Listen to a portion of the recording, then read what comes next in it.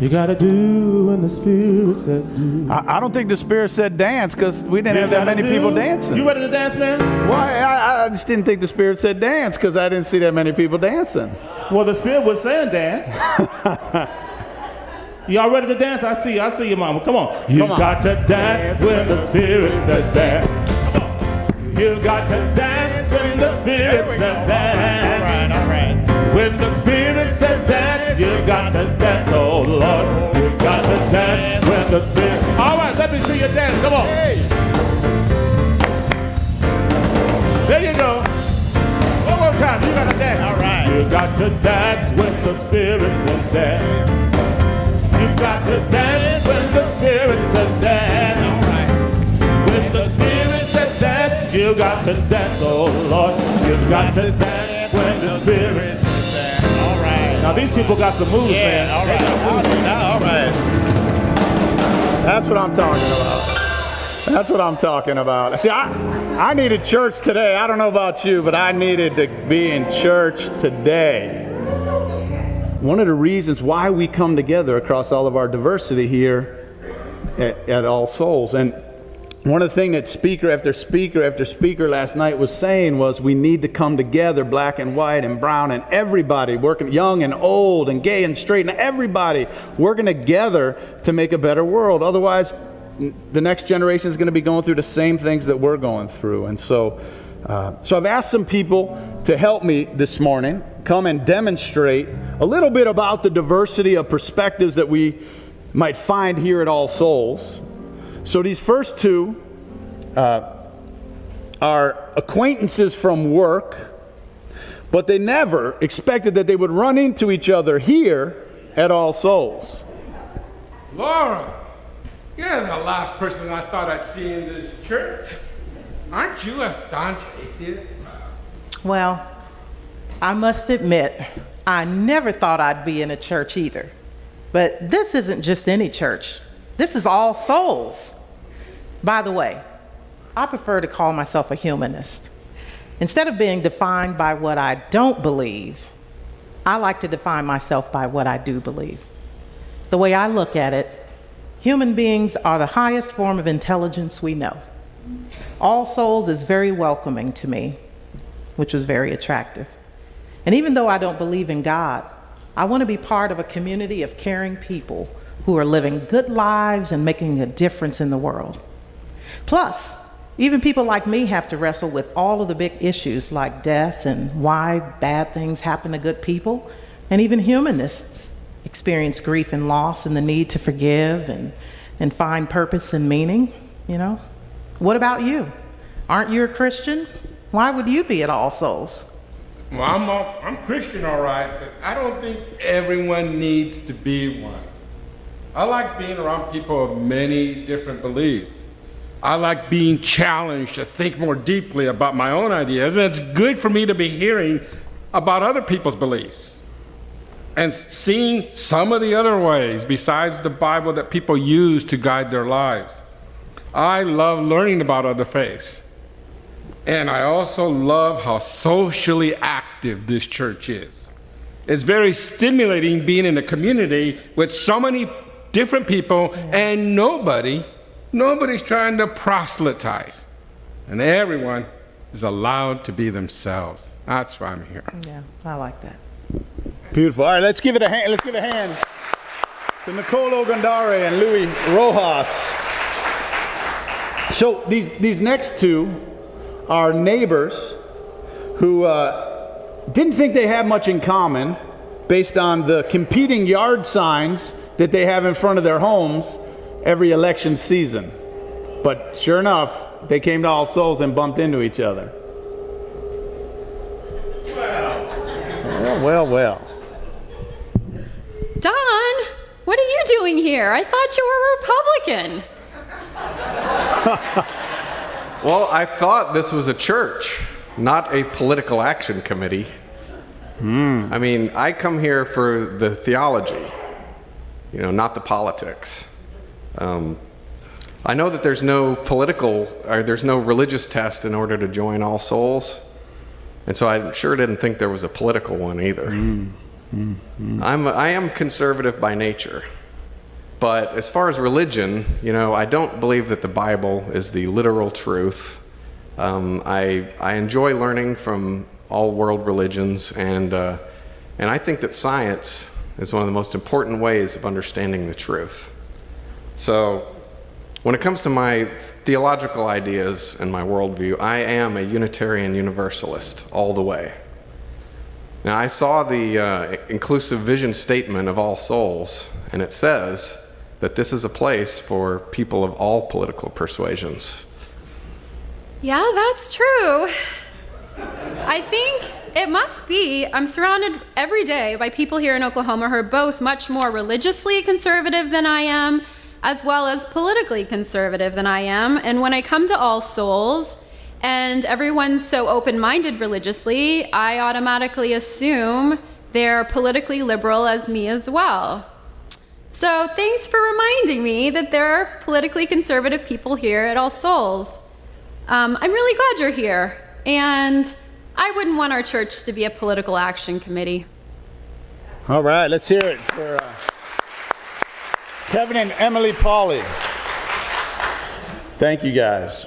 Appreciate that. Now, the next two are an interesting pair because one of them is a Black Lives Matter activist and the other is a police officer and a military veteran, and they meet in the parking lot, and the officer is getting out of his patrol car, and the activist has a Black Lives Matter bumper sticker on the back of his car.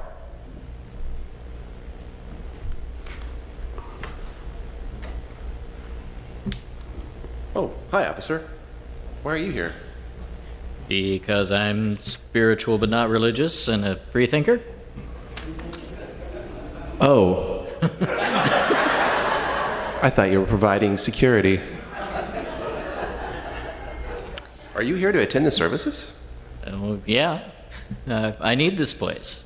Every day I encounter a lot of life and death cruelty in my job, and I need an open-minded church where I can make sense of it all and replenish my soul. I don't want easy answers, and I don't resonate with a lot of religious beliefs I find in other places of worship. That's wonderful. But I have to ask, how do you feel about all of the things that this church does to challenge and change the criminal justice system?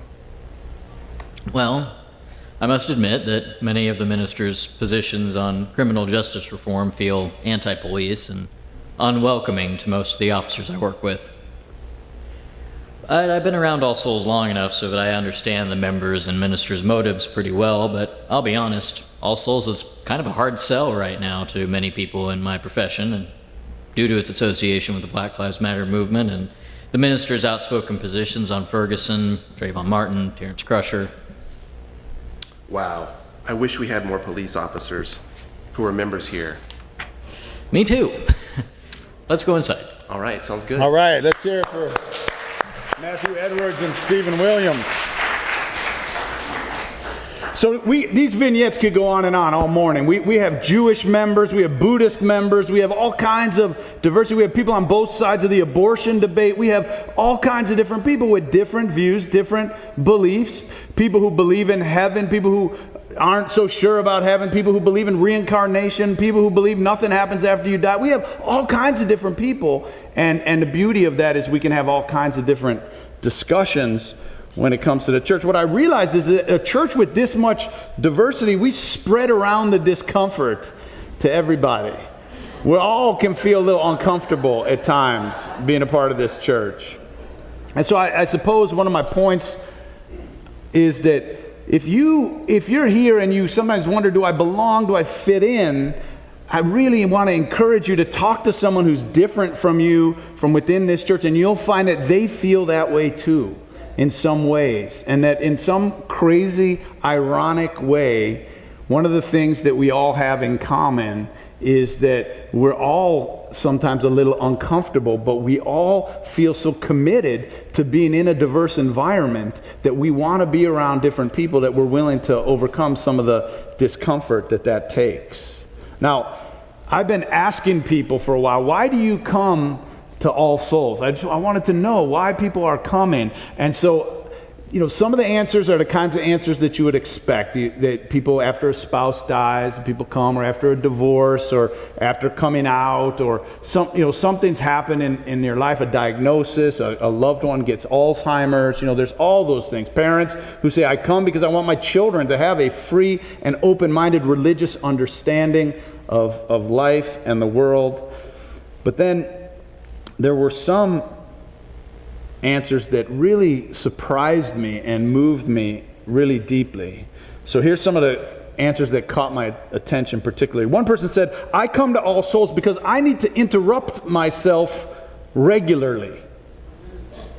He explained that he goes about his life in a certain pattern each week, but coming to All Souls creates a disruption of his routine and causes him to think about things and get involved in things that he would not otherwise encounter in the course of his life as it is. And so he sees this importance of his regularly scheduled life being interrupted and being challenged to think about ideas that he might not think about and get involved with things. And he realizes how much meaning and depth and fullness that brings to his life. And if you think about it, Jesus and the prophets in the Bible, this is exactly what they were doing all the time. They interrupted people's regularly scheduled lives and caused them to think and to do things that they probably would not have done, and yet ultimately that made their lives and the world much better. When Jesus came upon Andrew and Peter and James and John, they were fishermen. They had a routine. They got up every morning and they got their boats ready and they untangled their nets and they set out into the Sea of Galilee before the sun rose, and they brought the fish back in before the market opened, and then they went to bed and they woke up and then they hit repeat on the movie of their lives, which just was going on over and over and over again. Very predictable and in the same way. But Jesus interrupted their routine and he brought them new life. Now, Matthew, he was a tax collector. So he was powerful. He was making money, but he wasn't very well liked. And he was living for himself. But Jesus interrupted him. And Matthew became one of the most important religious persons of all times. Some people come to All Souls to have their routine ways of thinking and being and relating interrupted, because we know that it brings new life. We are creatures of habit. By nature, we form habits and routines, and if we're not careful, we can get to the end of our lives and realize that we haven't truly lived. We haven't lived into the life that we are capable of and meant to live. We need our habits and our routines interrupted regularly. It's a holy hiatus, a divine disruption, a spiritual suspension of what is, in order to ensure that we find our way to the wholeness of life. Now, another person said, I come to All Souls to help move myself out of the center of the universe. We can all become so self-centered, so self-focused that we lose touch. We lose touch to our connectedness with all life, and that's dangerous because all violence comes from being disconnected. You can't hurt someone or something that you feel connected to, and we're all interconnected in this world. One member said, I come to be relieved of ignorance. I love that. Each time she comes, she realizes that she has lived with some ignorance about the Bible or about other cultures or about how to forgive or how to love. And so she comes because she leaves a little bit more informed about life. Another said, I come to disregard my ego for 1 hour a week at least. And what's the ego? It's our carefully crafted ideas about who we are and what we are in our world. Now, coming to church is an act of humility. It's saying, I know that I don't know everything I need to know. Any one of us can create an existence where we start to believe our own hype. And we need to be challenged. And we need to become self-reflective to reach that Socratic call to know thyself. Many said they come to belong, by which they mean to belong to people who I might not choose, I might not otherwise meet, I might not know or understand, and I know my life is more vacant and more empty and less when I'm not in relationship with people who I would never get a chance to meet.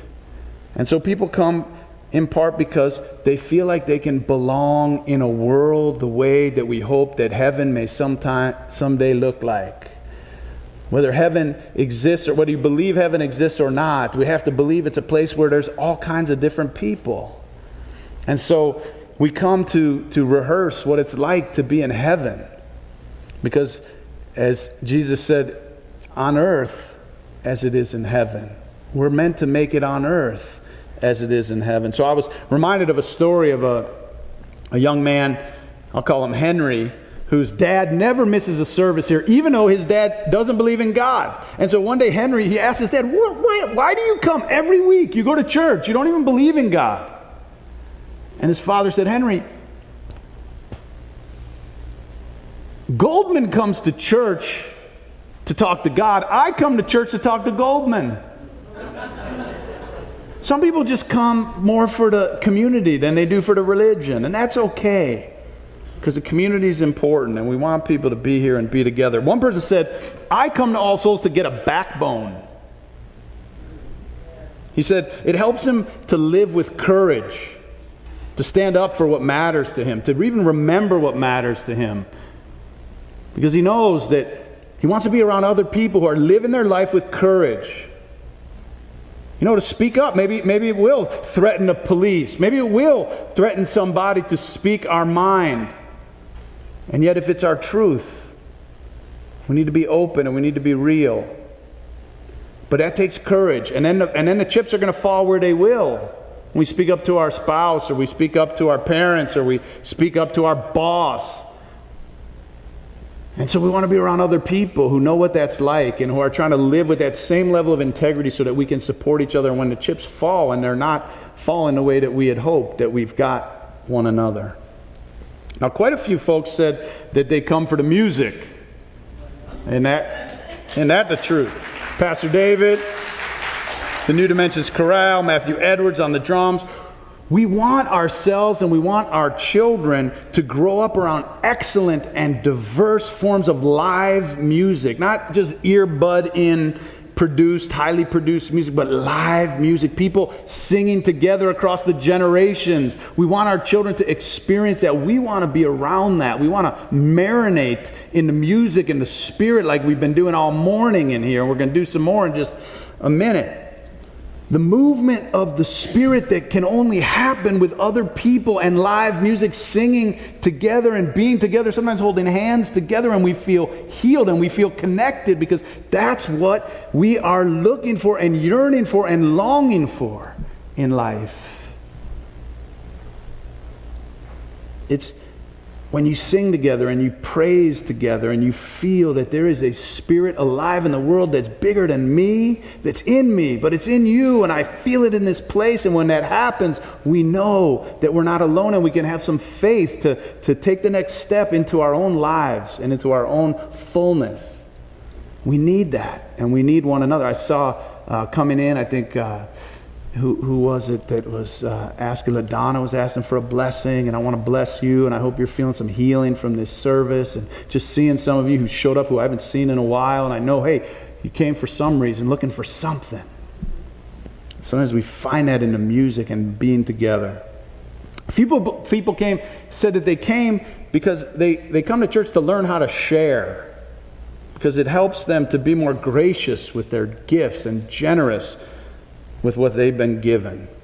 But my favorite of all was a mom who said that she came after someone asked her, what do you want your 9-year-old to have inscribed in her heart?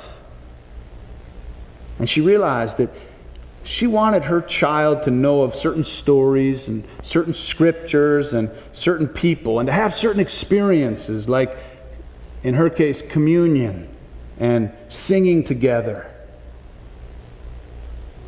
She wanted those inscribed on her daughter's heart for the rest of her life, even when she's gone as her mother someday, that her child has those things, those experiences, those stories. She also wanted her daughter to know that the world's not just divided by race and religion and politics, like we feel so much outside these walls, but we can come in here and have some real conversations and recognize our connectedness. Take our names off and our egos and leave it all at the door and our political affiliations and be human together for 1 hour a week at least.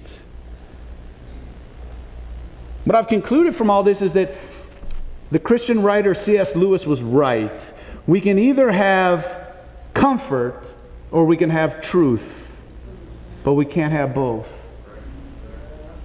So what that means is that if we want to take ourselves out of the center of the universe, if we want to care more about who we are intrinsically, and we want to grow a backbone, and we want to be in relationships with people who are different from ourselves, I mean really different from ourselves, and if we want to be relieved of our ignorance, and we want to learn how to share, and we want to put our ego aside for 1 hour a week, that it means that we're not going to always be comfortable. And it means that we're going to be challenged. Why do we do it, though? Religion comes from the Latin word, religere, which means to bind together, to bind and to rebind together. William James, the greatest public intellectual of his times, who wrote The Varieties of Religious Experience, in his Gifford Lectures, he said the core problem of religion is the call for help. He said, we are people with agency in the world, absolutely. But those of us who know that there will be moments in our lives of such relative helplessness and impotence that we must call for help. I've been there. When my daughter died, that's all I could do.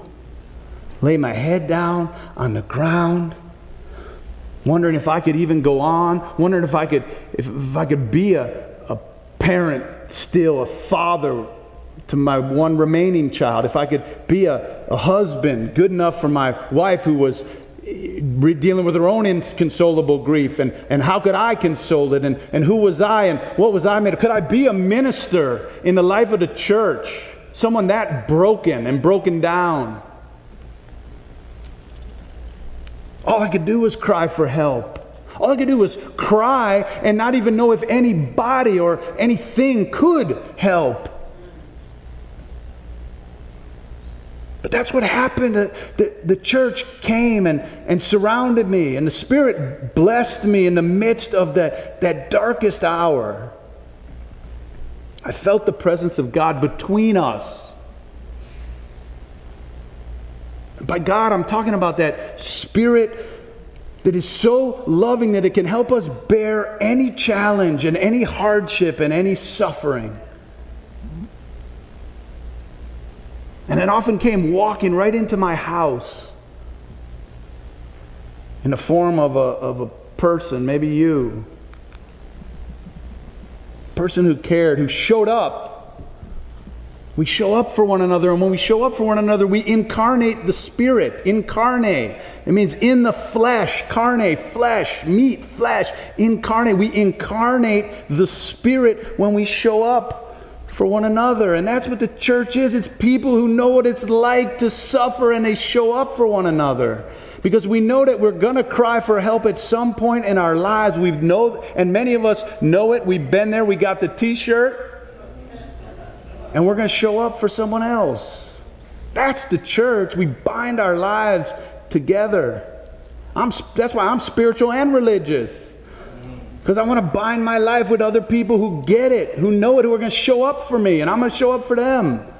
We're going to be a community.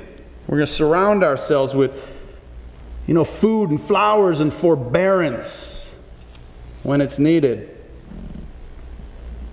When we're asking, why me? Why us? When something really bad happens, we feel cursed. And then when people show up and they surround us and they love on us, we know, I'm not cursed, I'm blessed. Can I tell you what that feels like, to feel the blessing of people, even sometimes strangers, coming to show up for you in a moment when you feel cursed? We bind our lives together with others because we can't do it alone. I can't do it alone. And because I know that it's in our coming together that we bless one another, we bless our world. That's the church. It's not doctrines, it's not, moralisms, it's not some manufactured moments that we try to create in the church on Sunday morning. The church is the people who bind their lives together and who know what it's like. And when we're down in the darkness of the valley of the shadow of death, they're going to show up with a flashlight or an iPhone or something and shine a light. Make sure we can find our way home. It's people who know what it's like to call for help, to be that vulnerable and that in need.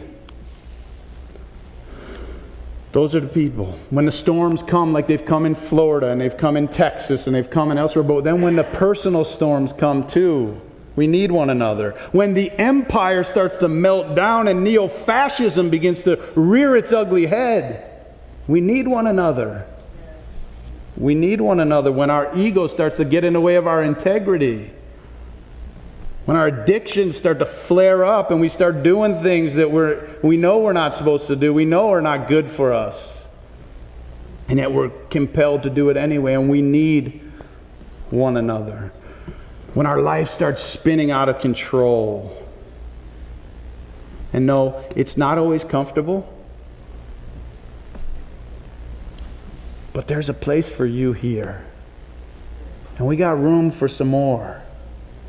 And so I hope you'll invite some friends. You know there are people who need to have their lives interrupted, get themselves out of the center of their own universe. Help them come here and help them experience this love that is truly beyond belief, beyond any belief. You come, bring your beliefs, bring your doubts, bring your questions. You're welcome here.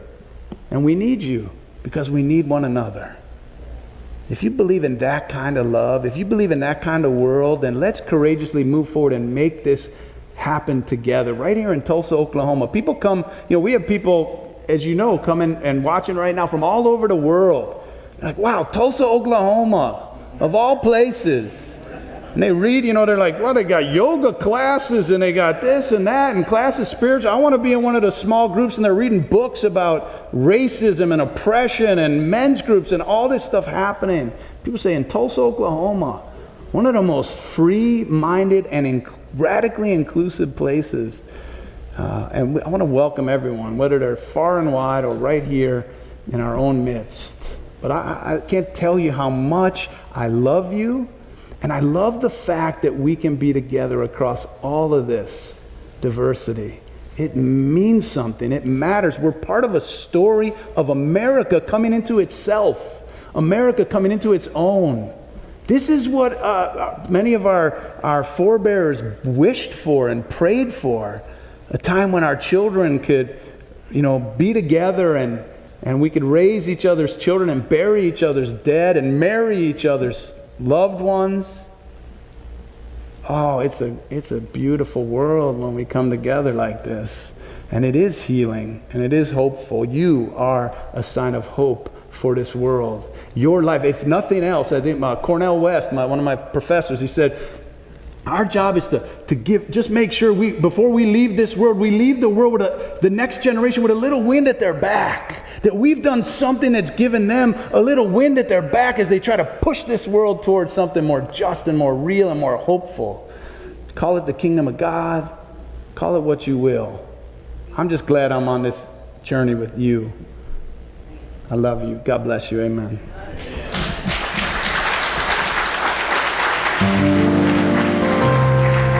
Let's all stand together. You're my brother, you're my sister, so take me by the hand. Together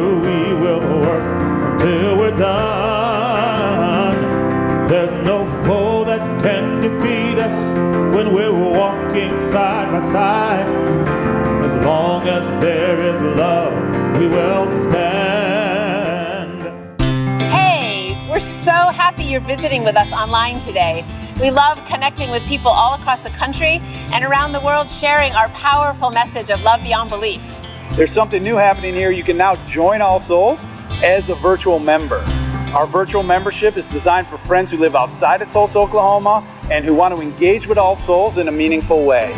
You can be part of an expanding family, a global family really, wherever you are. If you live in Oklahoma, Ohio, or Orange County, California, Canada, or Cameroon. By becoming a virtual member, you'll be able to deepen your connections with members and friends here in Tulsa and with members wherever you are. Each week, you'll receive special All Souls content tailored for you, our virtual members. Virtual members have access to pastoral care, to personal prayers, and also receive invitations to exclusive web events. You can learn more, and if you're ready, you can become a virtual member today by visiting allsoulschurch.org/virtual membership. We're grateful our ministries are having a positive impact on your life, and we want to share the good news of love beyond belief with more and more people. So no matter what, we need your support to keep this ministry growing and thriving, so please consider making a gift today. You can do so by texting LOVEBB for Love Beyond Belief to 73256 or simply visit our website. You are a blessing in our lives. May you be blessed and be a blessing.